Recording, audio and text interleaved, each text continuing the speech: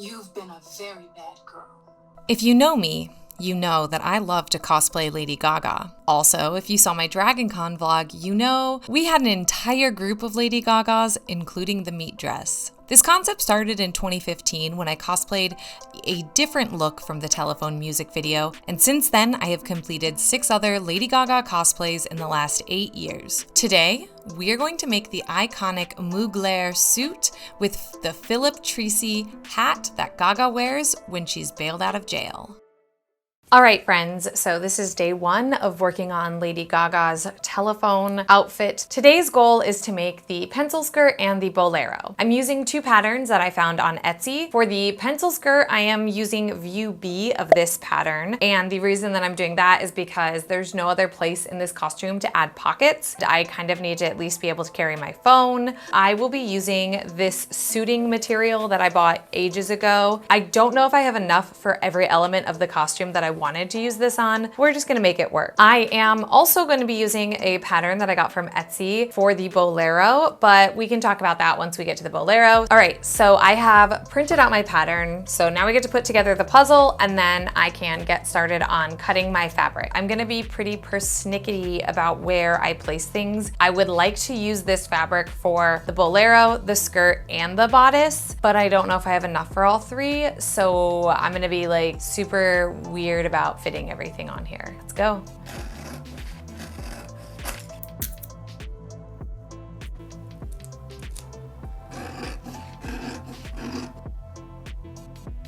Okay, so something I really like about this pattern so far is that it tells you where the stretch should go.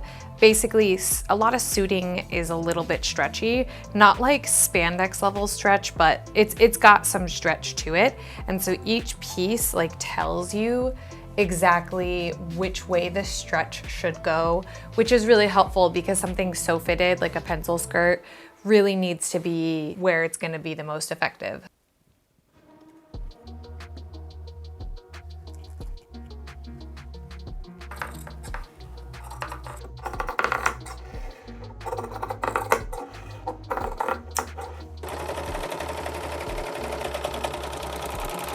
Once my fabric was cut and serged, I went ahead and stitched the darts at the waist and then proceeded to add the pockets. The instructions for this pattern are really good, but I completely forgot to mark my fabric, so I struggled with the right side versus wrong side of the pocket placement. Eventually I got it and was able to sew my front panels to the back panel of the skirt, but hot damn, it took a second.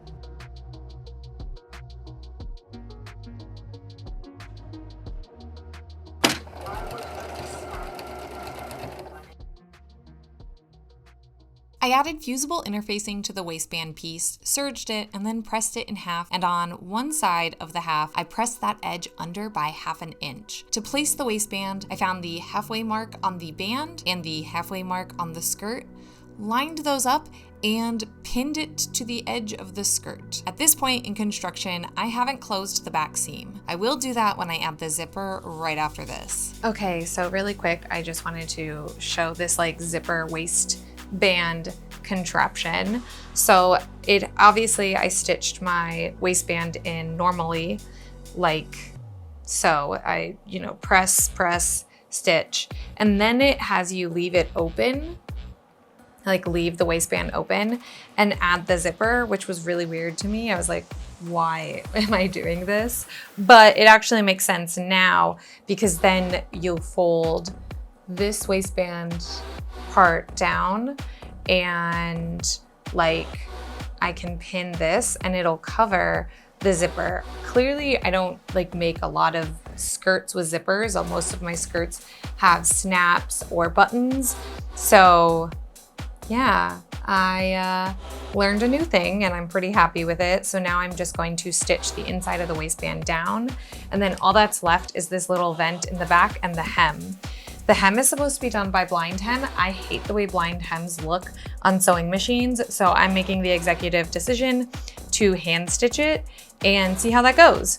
So we'll get there in a hot second. For the hem, I measured 2 inches from the bottom and then folded the edge up to meet my marking, pressed, and then proceeded to hand stitch it down. I really need a rule in my studio about hand sewing steps that aren't necessary when I'm on a speedy deadline, but here I am, hand sewing a hem again. Oh my gosh, I've always wanted one of these skirts and just never thought that they look good. And here I am, like, obsessed. The power of being able to make something perfectly fit you. Y'all. All right, I'm ready to move on to the Bolero, and that'll be it for today. So let's make a Bolero. Okay friends, so now I'm gonna work on the Bolero, and again, I have to print out another pattern that I purchased on Etsy, put the puzzle pieces together and make it. Luckily for me, I don't think I'll be doing any hand finishings, and Boleros are really like not that many pieces. So if I overlock all the edges like I did on the last piece and then just sew it up, it should only take like 1 to 2 hours. 2 things. First, I am playing some major fabric chicken with this project. I will need to go to Joann Fabrics and get something for the hat. That's fine, but I think I can make all of this work for the bodice. It's just gonna be a little interesting. Second thing, what a weird shape pattern. What a weird shape pattern. So strange. I don't know how I feel about it. We're gonna make it do. It's gonna look great. It's gonna look great. So there's really only 3 steps to making this. Hemming the wrist, serging the arm/side seams, and hemming the bottom. Okay, so we are finished with this Bolero. I will raise my hair. It's like, whatever. Like, it's not the cutest thing in the world, but it's fine because this is a Dragoncon Lady Gaga costume and we're not here trying to be fashion. We are here trying to play dress up. With that being said, I'm gonna call it for today. I will see you all tomorrow with some bodice making and trying to make all that little bit of black fabric I have left over work. We'll figure it out.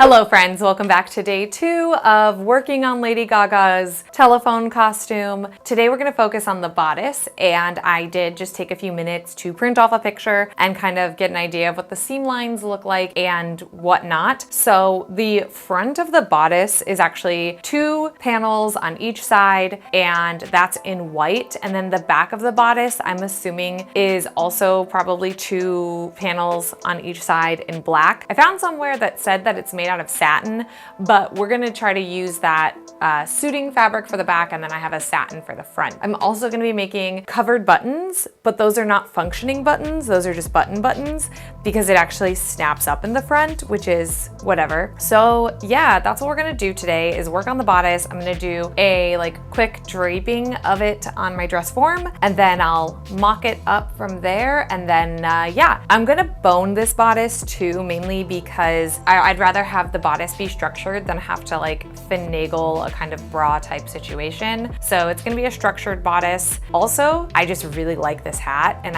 once we're done with the bodice, we get to make this hat.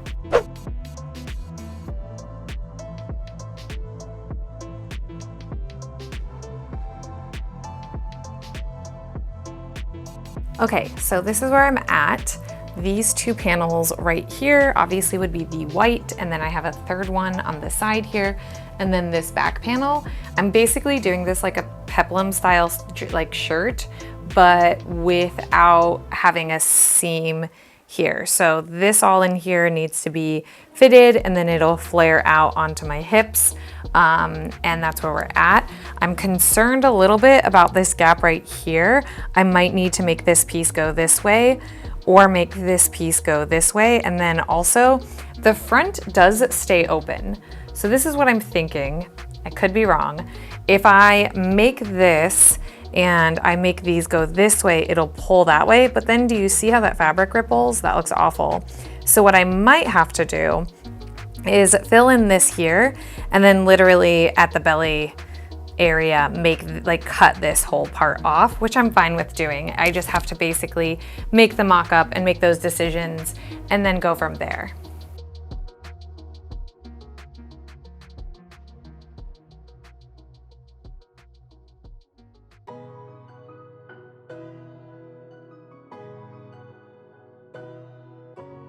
All right, it's just a mock-up, so there's no structure. I haven't added any boning, and there's gonna be boning in every seam allowance. So let's start with the positives. I think lengthwise it's fine. I don't want it to go too far out or too far down. So length, we're pretty a-okay. I could probably add a 1/2 inch more and still be fine.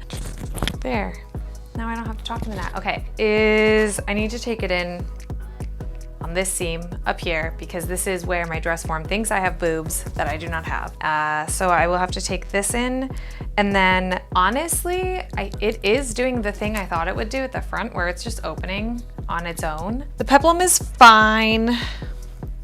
Where it hits on the side, I guess is fine. I guess I could wear it a little higher up. And if I do that, I have to take it in even more. Because I think hers is pretty high, to be honest, but that makes this whole thing wonky.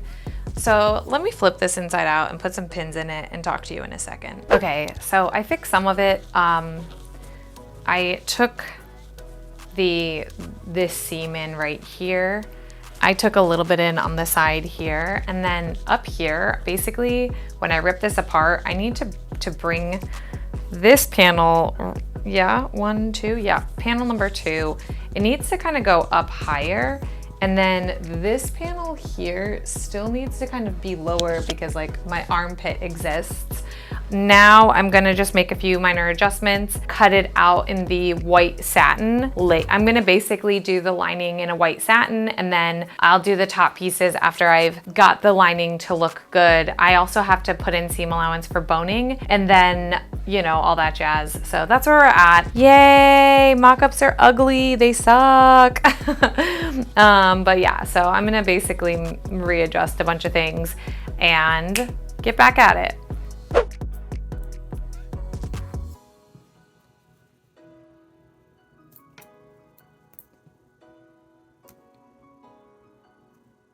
Okay, so first things first, I know that I like cut this. This is the front. We're gonna worry about this when it's on my body, but I added 1.5 inches to the bottom of all of these because I have a longer torso and I just don't, proportionally, it wasn't working for me. The other thing I did, so this one I brought up 3/4 inch and I think that looks good. I think I'm gonna see how it looks if I take this down like a 1/2 inch. But then I added the 3/4 inch here to match that, and then like same there. And I think that's gonna round out this, like the top of the bodice a bit. I don't have the boning I thought I had, but I have Ridgeline, and so I can just stitch this right into the seams if I want to, and that's what I want to do. I'm also probably gonna add interfacing to all of this. So what I think I'll do is the front 2 pieces will get white interfacing and the back 2 pieces will get black interfacing because I have a little bit of black interfacing left over that I haven't touched. Or I'll just do white interfacing for all of it. I don't know yet. This is my satin that I'm using for the garment. This will be the lining, so whatever, but this is what you'll see for the garment. This is, I think, enough. Oh, maybe not.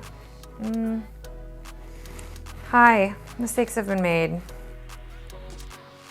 No, I think I can make it work. We're just gonna go against the grain. It's fine. This is fine. Anyway, here we are with our pieces. Let's make this work, like Tim Gunn would say. I don't love it.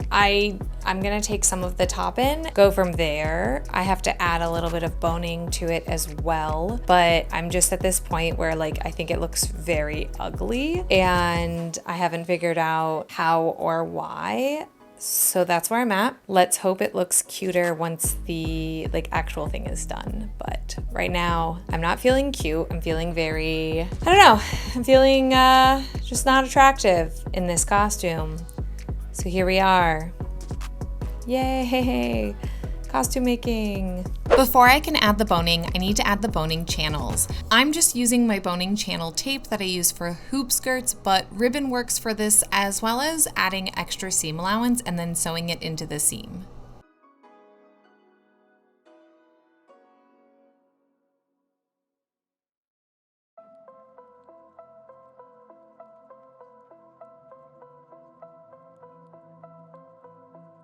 Now I get to cut out my fashion layer, sew the panels together, and then sew that to the lining.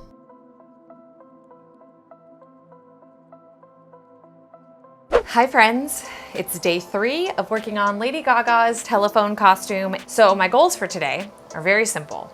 Snaps on the bodice, make our button covers, and attach the buttons, and then I need to dye the wig. I think that it makes most sense to just do that much work today, and then tomorrow I can get into wig styling and hat making. So let's get to the button covers because I don't feel like doing a fitting right this minute. Button covers. I bought one of those Dritz button cover kits from my local Joann's, and I had major issues with getting the fabric in between the pieces. So then I remembered I had that covered button kit from my 18th century riding habit costume, and those buttons did not give me issues. So after taking apart some beautiful red buttons, I used the button pieces to make white buttons by tracing the circle pattern piece, cutting out my fabric, putting the pieces together with the little tool that came with the kit. You can add some glue in there if you really want it to stick, but I didn't because it's a Dragoncon party costume. This is now my excuse every time I decide to cut a corner. Hi friends, welcome to my kitchen. We're gonna be dyeing some hair today, or a wig, essentially. I'm gonna apologize ahead of time if you hear thunder or Eva whining. We are in the middle of a thunderstorm. Fingers crossed we don't lose power because I've been procrastinating dyeing this wig, and that's what we're doing today. So I have my synthetic hair, I almost said hair dye, my Rit synthetic dye, and I have the wig, and then I have my pot. It's very important to have a dedicated pot to dyeing stuff because you should not be eating this. We're gonna get going on this. We're not going for perfection, we're just going for good enough, but I have an idea of how I can do a pretty good job on this. I have water on my stove. I'm gonna get this soaking wet.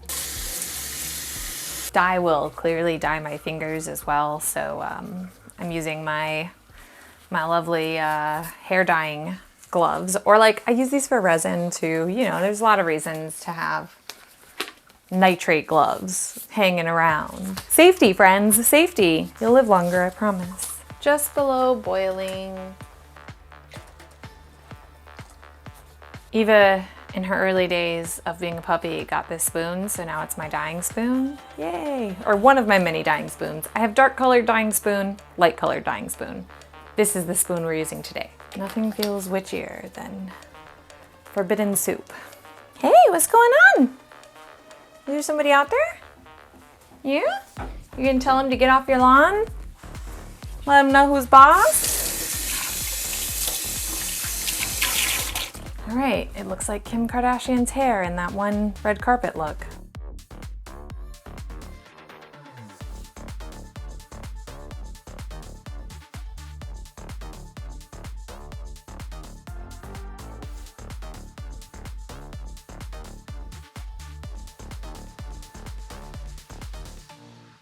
Okay, I know the bottle said to constantly stir, but with the hair situation, it's just getting really ratted. So we're just gonna leave it. And if it looks really choppy, it's fine because like the whole back is gonna be hidden by the hat. Like you're really only gonna see just the front bits. Woo, it's time. I got a towel on the floor ready, but Eva's butt is in the way.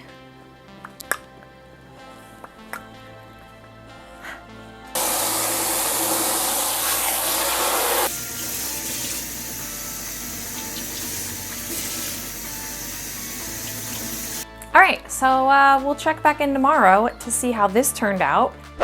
I finally replaced the wig stand that I lost in Orlando a couple years ago. This one is from Amazon. I linked it below.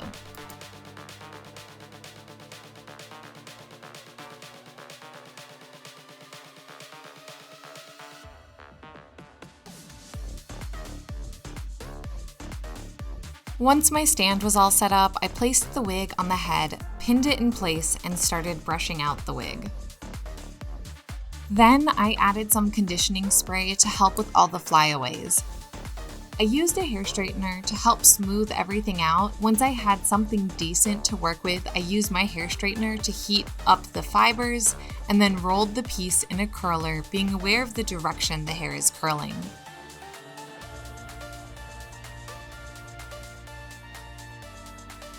Once all of my pieces were in curlers, I hit it with a blow dryer on high heat and then I let it sit and cool. 3 hours later.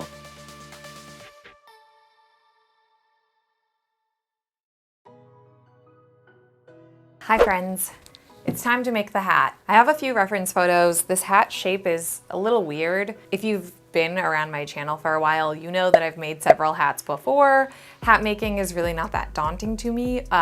What's gonna be difficult about this hat in particular is the shape. I have a few reference photos. I took some photos when I was watching the music video so I could get different angles of the hat. And while yes, we are going for finished, not perfect, I would really like to get a cool looking hat out of this. Not that I would wear it ever besides this costume, but the hat is like the staple. I feel like the hat is what makes this costume. So let's talk about materials. I have 2mm foam. This is the SKS foam. I really like his high density foam. He has a YouTube channel, so if you're ever into foam work or if you need help with foam smithing and whatnot, I highly recommend his channel because, well, Steve is just a freaking wealth of knowledge. I bought some jewelry wire. I was in the gardening section at Joann, which is where I like to get my wire because it's cheaper, but they didn't have any that was as thick as the last time I bought it. I don't remember when, where, why, but I bought a really thick gauge gardening wire that I used for a few hats and it was great.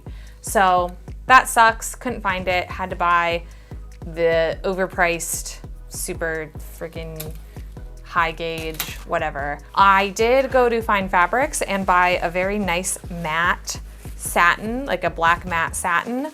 This hat doesn't look shiny, it looks matte. I have some satin in my stash that I'll be using for the white bit.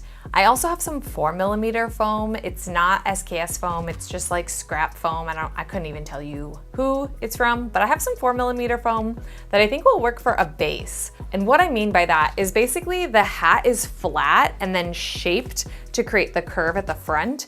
And there is still some structure underneath it that like makes it sit on her head.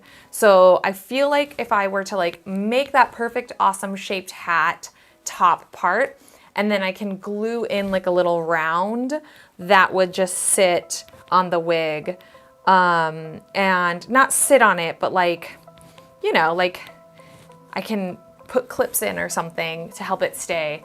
I have to figure that part out. So anyway, that's where we're at. That's what I'm gonna be working on. I'm hoping I can get this done today, and that's what we'll be doing. So yay. I started the mock-up process by sketching out what I thought this shape looked like flat, then taped wire to the paper and folded it until I got it to look how I wanted it.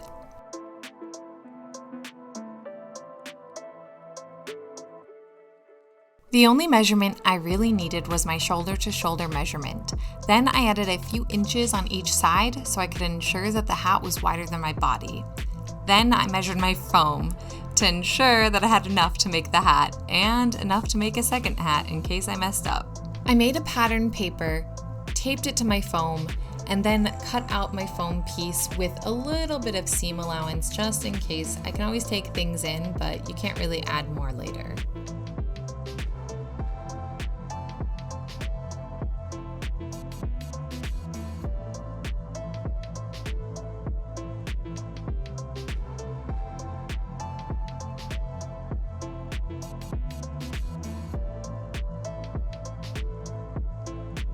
I started at a 5mm wide zigzag stitch width, and I wasn't convinced that that would be enough to encase my gauge, so I went up to 6mm, and that looks pretty good. So then I did a test with the wire, and I think it looks pretty good. I have to stitch very slow. I'll show you a real time of like, I don't know, 10 seconds of me stitching, but I have to stitch slow, and now I'm basically going to stitch that all the way around. That's the bottom side of the hat because it will create like a little lip. I don't know if you can see here, like you'll be able to see wire, and I'd rather that be on the inside of the hat versus like if this was the top of the hat, when I go to add my fabric and stuff, this is flush.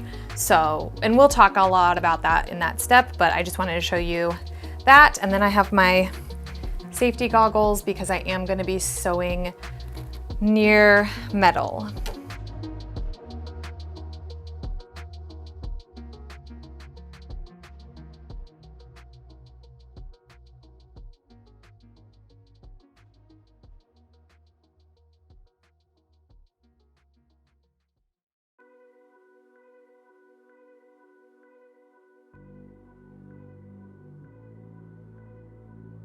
From there, I drafted the white portion of the hat using the flat foam hat shape. I planned to use heat and bond to fuse it to the black portion because I was trying to avoid a seam right there. I just realized that I don't have enough heat and bond to adhere this black fabric and that black fabric to my hat. So I realized I have Mighty Fuse. This is basically a two-sided fusible. It activates with heat. It's like a web. The reason you don't want to use like a basting spray is because you want it to be permanently stuck. If it doesn't stay permanently to the foam, then it's gonna like bag on like the areas that are curved, and that'll look ugly. So we're gonna try to use this. Luckily, I think foam, like I know foam you can add heat to, so I should be able to also iron my foam. So it should be good. I'm gonna do this with the white first onto the black, the one that's gonna be on top. Do the black one, and then I'll do the same on the bottom.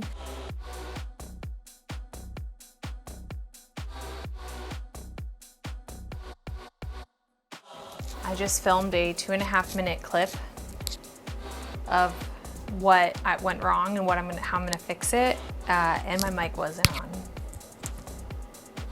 So I used fusible, and the fusible got on my ironing board, and this is what happened to it.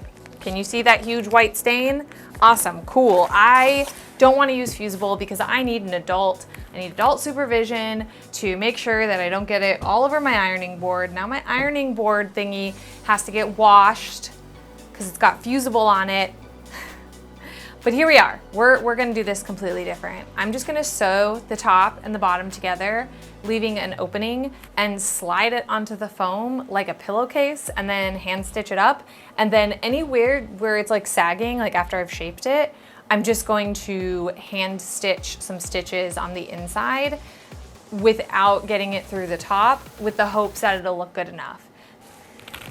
All right, moment of truth. We're gonna try to get this cover over this flat foam, because it's not a hat yet, because it won't exist on my head, and then like hand stitch the back of it and hope, oh God, and hope it works. It's not gonna look great, but who cares?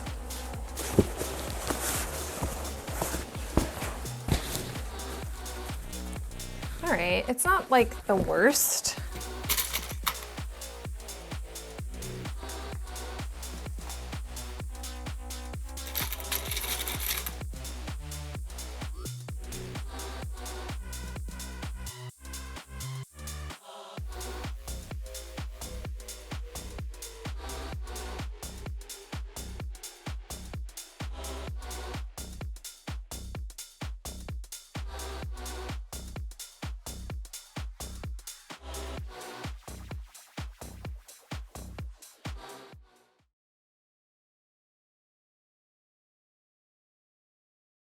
All right, friends, so it's been a minute or two, and I've decided I'm gonna just completely redo the hat. The foam and wire combination just wasn't staying in position because that's just what happens. So I have decided to try and use a new material. It's new to me, it's not actually new, it's been around for like a decade. I'm gonna be using a material called Foss Shape. I have purchased some of the extra, the heavy, I think it's like 600 is what they call it, but it's a thermoplastic, and so once I heat it up, I can sculpt it in the way that I want, and then once it cools, it will cool and harden in the shape that it is. As we know, this hat doesn't have any seams, so I am going to be doing this completely flat, and then I'm going to be pinning it to my head form and using this as the base, and then I'm gonna have to hold, like steam and sculpt and hold, steam, and sculpt. I'm gonna do a little bit of a test to get an idea of like what that looks like, and so I can show you kind of how Foss Shape works, and then I'll get into making the hat. We're making two parts.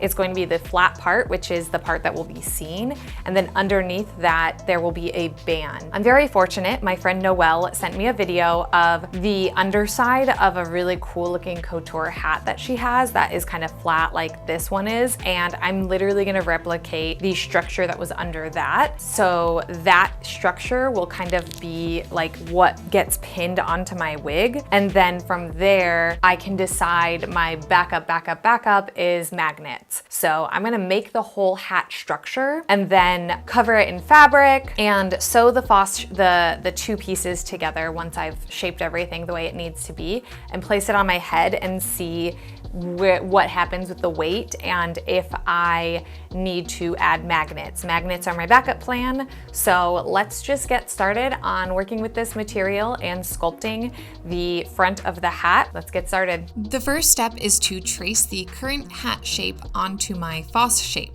Since Foss Shape shrinks slightly as it heats up, I added about 1/2 inch all the way around the pattern, just in case. I actually bought a new steamer with some birthday money. This one came highly suggested by the wizard tailor, and now after using it for this costume, I'm pretty much obsessed with it. The way Foss Shape works is that you heat it up with either steam or a heat gun, and you can sculpt it into place. Once it has cooled, it will actually hold its shape, and then you can sew into it or do whatever you need to create the structured piece. You will actually feel the fibers harden as you do it, and that's a good sign of knowing you are actually heating up the product. For the band that is going to attach to my wig, I cut a 22 inch by 3 inch strip of Foss Shape and stitched it together at the back. Then I pinned it onto the head form and applied my steam to sculpt it to be a bit more curved.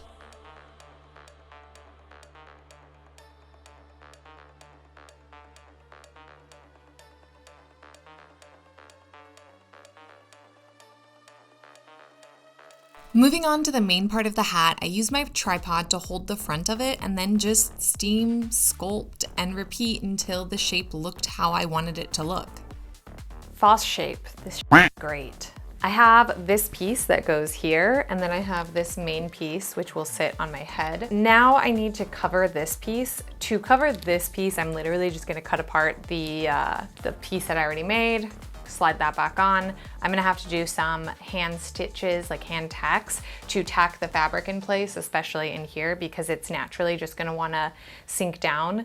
It's gonna be a little difficult. I'm gonna have to finagle some things, but I think I can make it work. So starting with this, I'm just gonna get this covered in my black satin and get it all like cleaned up and looking nice enough to be able to attach to that when it's done, and then we'll attach this. I will say, it is very hot and humid outside, and I just steamed this for about an hour, hour and a half, and it is now very hot and humid in my house. So maybe refrain from doing this for like the summer months. I don't know, but let's move along.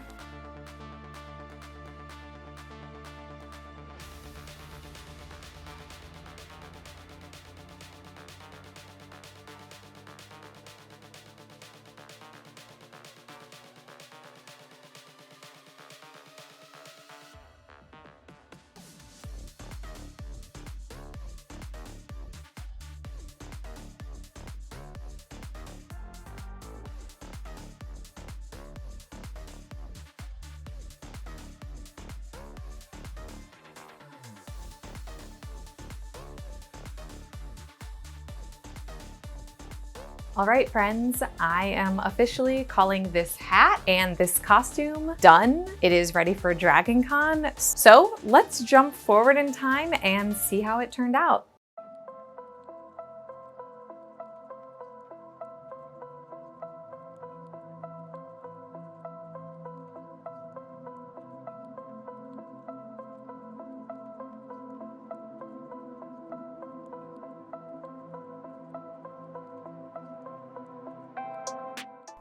I am so happy that I pushed through all the struggles on this costume.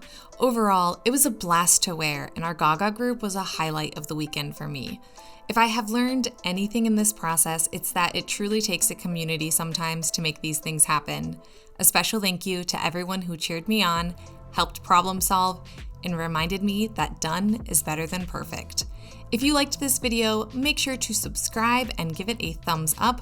I will be back very soon with our first spooky season video of the year. See you then!